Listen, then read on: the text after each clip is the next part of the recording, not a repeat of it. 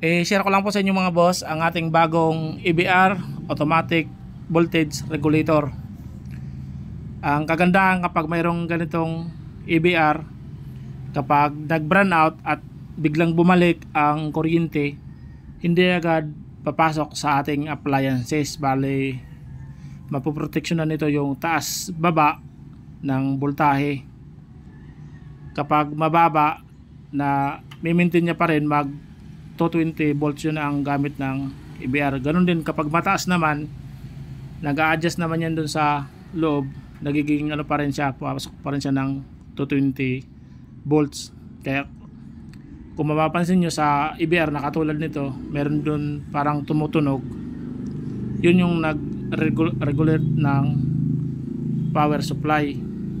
At meron din itong power delay, 5 minutes muna bago magkaroon ng power supply ang ating appliances kapag biglang nag burn out at yung pagbalik naman ng kuryente, hindi agad-agad papasok. Ito naman ay 500 watts. Bali, ang pwede natin magamit dito na i-load nasa 300 watts.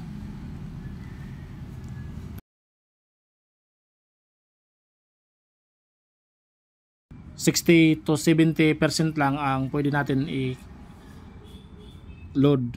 na watts. Tulad nito 500, mas pwede rito 300 watts na appliances.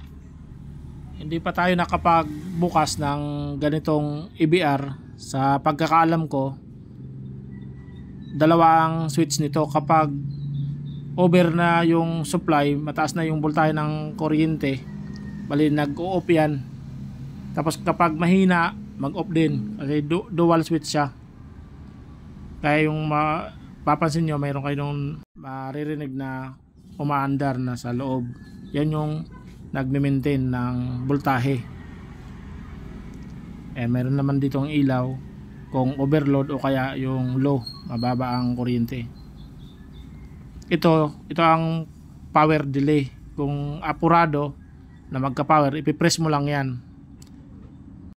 Bago yan magka-power, kailangan i-on mo.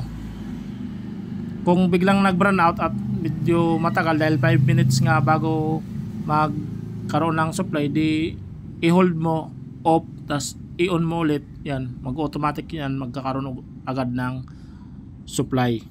Dito pwede rin dito ilagay ang appliances, isaksak.